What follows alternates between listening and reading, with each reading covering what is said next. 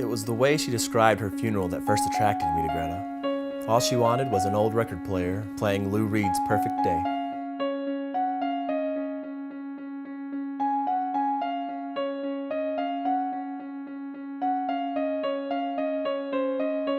Hello everybody and welcome to Last Chance Romance.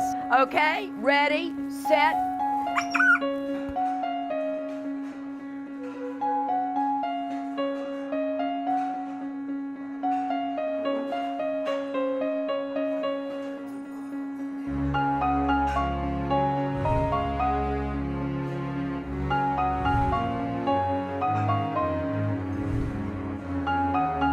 We met at Last Chance Romance, speed dating for the terminally ill. It's to die for. The event was launched by one Annie Benoit, a wisecrack patient I knew from the third floor. She'd met the love of her life during one of her stints at the hospital. A one-time plumber who loved to tell people she'd finally taken the plunge, she hoped she could replicate her good fortune by doing some morbid matchmaking of her own.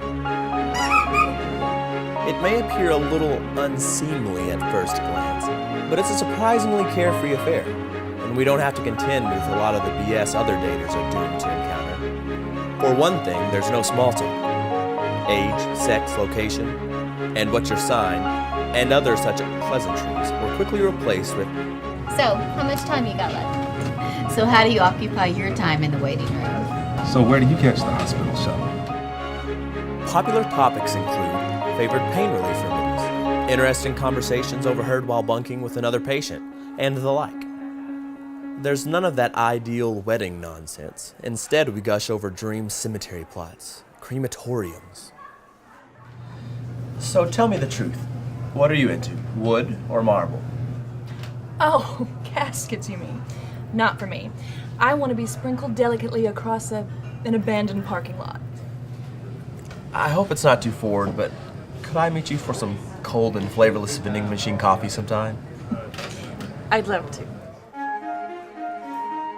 People paired off pretty often. I guess we were emboldened by our personal expiration dates. Sometimes things got serious, which you knew when you heard yourself speaking those special words to your loved one. I'd like to introduce you to my primary physician. It was Greta that took things to the next level. Actually, with a homemade card that read, "I've been waiting for you forever." I sent her one in return.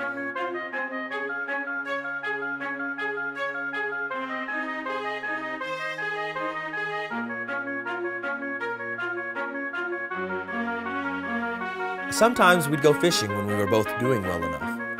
I'm pretty sure Greta mostly just liked playing with the tackle box and naming the plastic bait. I could hardly convince her to let me use the darn things. She'd grown so attached to them waiting for me to catch something. Other days we'd just sit for hours talking about what stunts we'd pull if we had the good fortune to return to Earth as ghosts. Greta wanted to send messages to people via balloons. I told her I wasn't sure if ghosts were allowed to do that. Of course it was god-awful having to watch each other suffer, and we had our share of arguments too, but they never lasted very long. There wasn't any sense in it.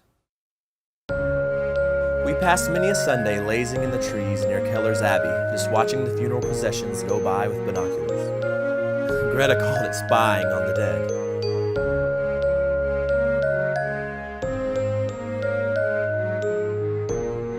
Annie used to say at the beginning of each Last Chance Romance, "Sure sorry to see you here, but glad you came." That's how I'm feeling right about now.